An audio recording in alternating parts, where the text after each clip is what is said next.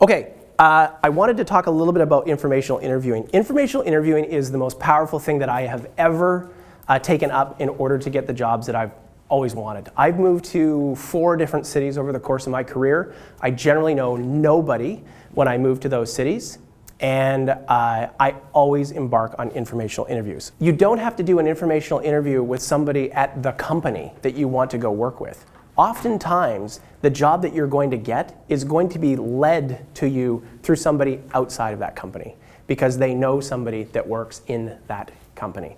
So informational interviews are a great way for you to, quote unquote, network with these people so that you can get into those companies that you really want to work for.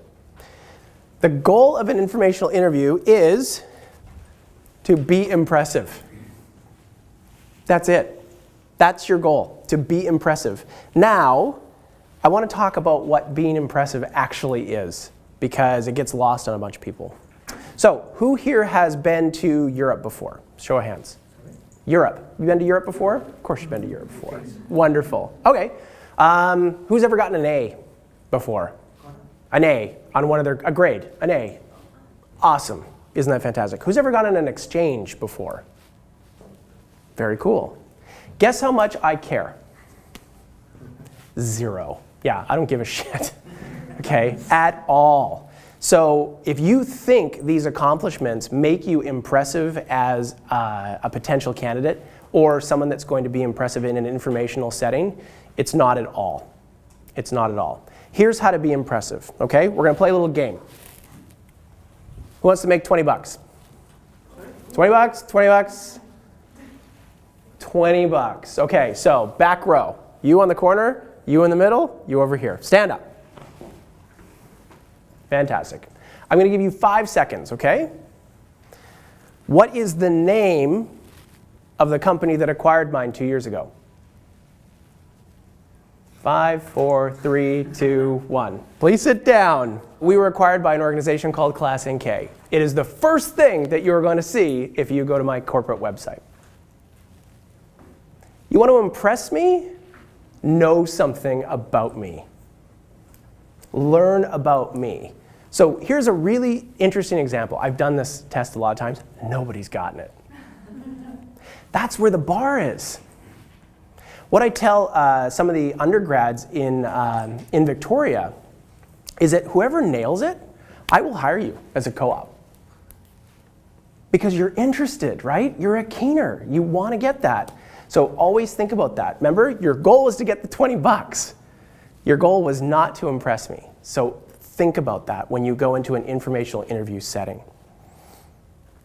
Who has been to my website? Who's been to my LinkedIn profile? Okay, cool. Awesome. Who's read my blog? Well done.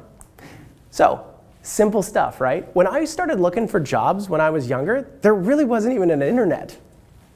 You know, so cobbling together information on people was really difficult. You are being given a treasure trove of information, and it exists through social media, it exists through blogs, it exists through their corporate website, it exists everywhere. And here's the funny thing. When you go into an informational interview or a job interview, you don't have to regurgitate the history of the organization to a person to be impressive. You need to know enough to ask great questions. That's it. So, when people often conduct informational interviews, like myself, we sit down with folks, and this is the first question I generally ask. So, what do you want to do? I'm not representing the company that they want to work for. I'm just somebody in the community that they wanted to meet with because I could potentially be a link into a position somewhere else. Do you know what the #1 answer is I hear? I want to work with people. Awesome. Air is also for breathing. Guys, I want to work with people is such a non-answer. It shows that you know absolutely nothing about me, know nothing about the career that you want to go into. Now, I'm 44 years old. I still don't know what I want to do. So it's okay to not know, but it's important to know how to leverage that question when people ask you. The best way to leverage that question and make it seem appealing to them is to say, number one, I'm not sure yet. That's why I'm meeting with you. I want to tell you a little bit about myself, and based on your experience and expertise, I'd love to get your advice. Wow. Now you've ingratiated yourself to that person and they're totally engaged in your conversation. And that's a great way to be able to deflect that question back to them. Here's how to plan a meeting. When you're going to look for an informational interview, there's a couple of different sources you should be looking at. LinkedIn is a phenomenal tool. People think that the power of LinkedIn is the linking to other people. It's only partially that. You are not going to make meaningful connections with people over the internet. It's not going to happen. Real business, real connections happen one-to-one, live. You need to be able to set that up. So what my advice would be if you're going to think about LinkedIn to create a network for yourself is leverage your network and figure out where your second connections and third connections are of where you really want to go. And start talking to those people about how you can meet that person. Because there's nothing worse than a cold call, and there's nothing better than a warm phone call. So if you can be referred in to an organization, to someone, by someone that you know and they know, that's the power of LinkedIn. Another way to go is one that a lot of candidates don't like going to, which is you do pick up the phone and you call the company that you'd like to work for and the department you'd like to work in. You don't have to talk to the department head. You need to talk to somebody in the department.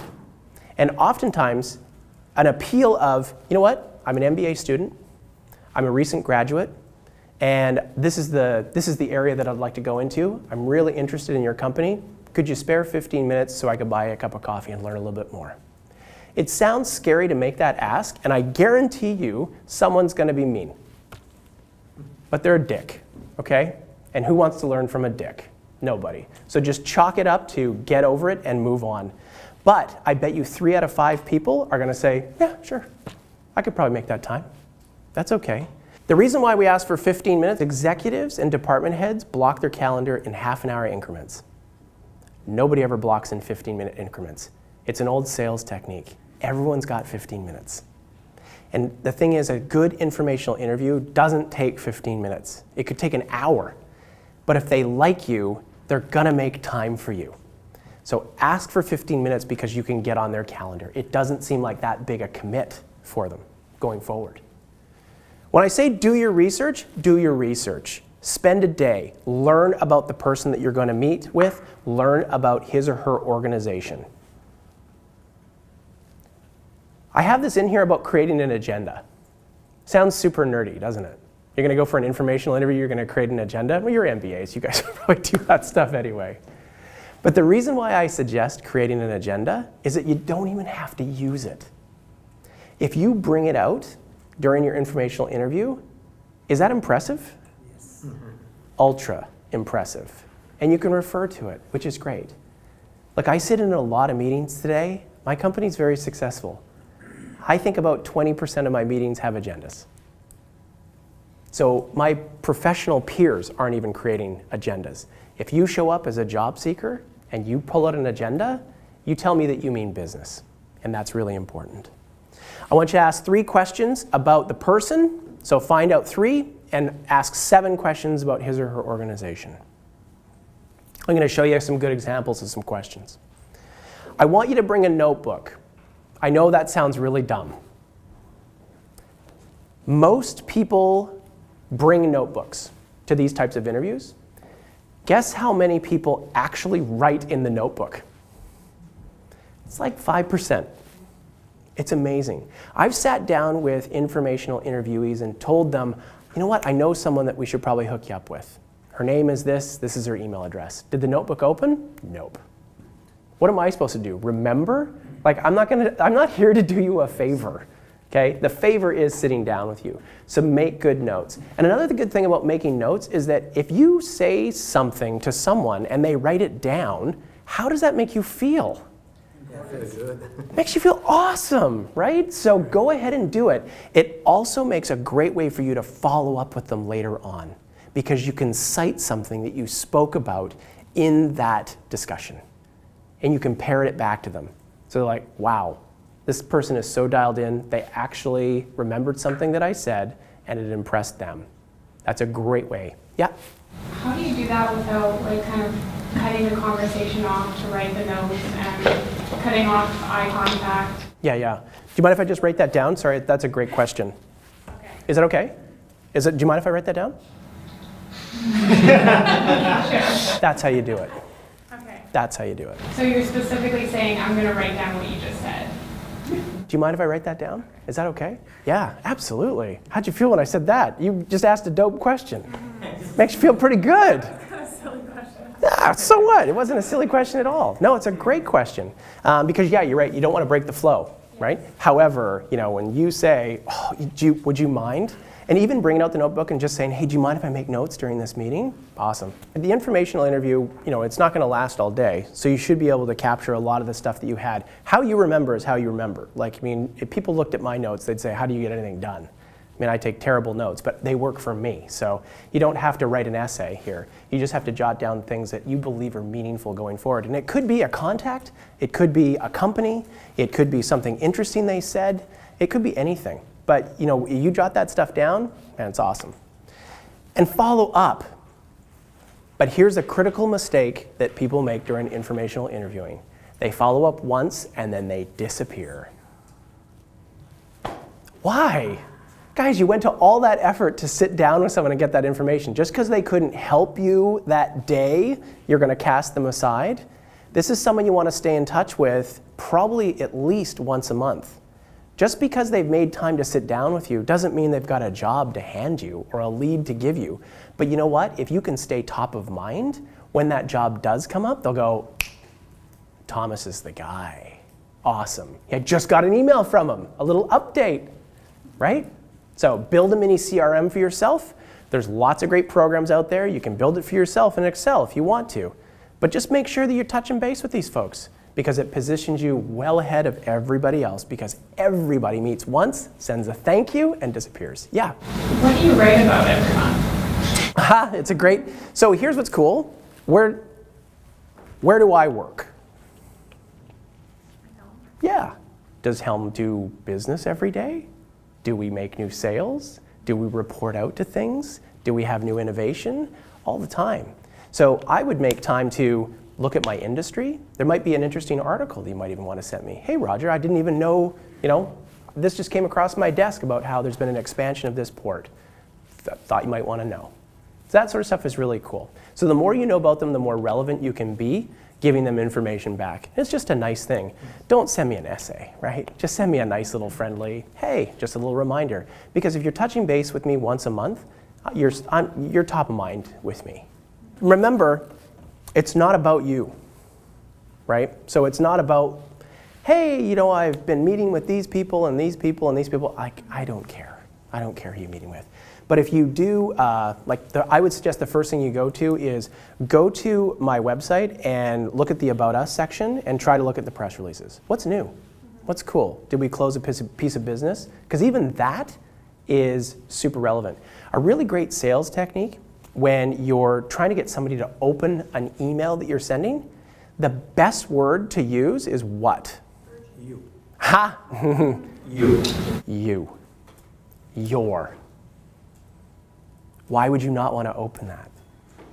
Right? So if you saw that we closed a piece of business and you went, your new sale, whoa, wait a second, now you got me.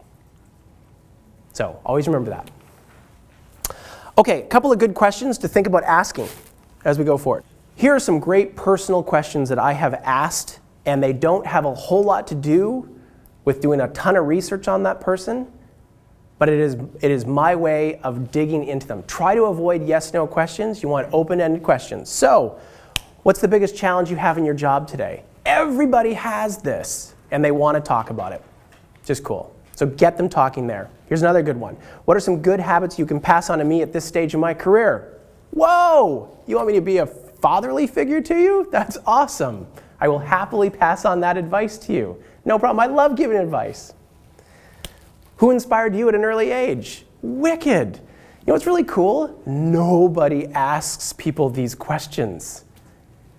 I bet you if I sat down with you and asked you these questions, I could create an hour-long conversation with you. It's because there's this rich trove of information that exists inside of us that we're just dying to talk about. But our spouses aren't interested in that anymore. Our family's not interested anymore. Our friends aren't interested anymore. So if a bright young star shows up and starts asking these questions, oh my God, fantastic. I'm absolutely going to remember you. Questions about the company. How does your company differentiate itself? A lot of people don't know how to talk about this, but it's a great question because it gets them thinking. You position yourself as a leader when you ask this. What are some tech, cultural, demographic disruptions that could affect your business? What if you're running a hotel? I think Airbnb might be something that might be a disruptive technology. That'd be a great thing for them to talk about. How do you differentiate your services to accommodate for this disruption? Now you've got this great conversation that's going on. Where do you see your company in 5 years? I go through strategic planning sessions with my company. We don't know where we're going to be in 5 years. The fact that you're asking that question is telling me that you're thinking about this stuff. That's awesome. You know, Thomas, you said something to me earlier that I think is really important. Is that you said that, you know, you've been working a certain role over the course of your career and you want to move ahead. The best advice I can give you, change the conversations you're having. Change the conversations you're having. These change the conversations you're having. People need to see you in that role. If you're not changing the conversation and asking questions like this, they're always going to see you for the experience that you have today and the level that you're at today. So, where do you want to go? Ask the questions of those people, of those types of questions that they should be fielding at that level. Here are some big numbers that you need to remember.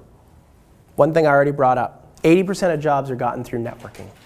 40 represents 2 out of 5 people that get hired in a company already know somebody that works there.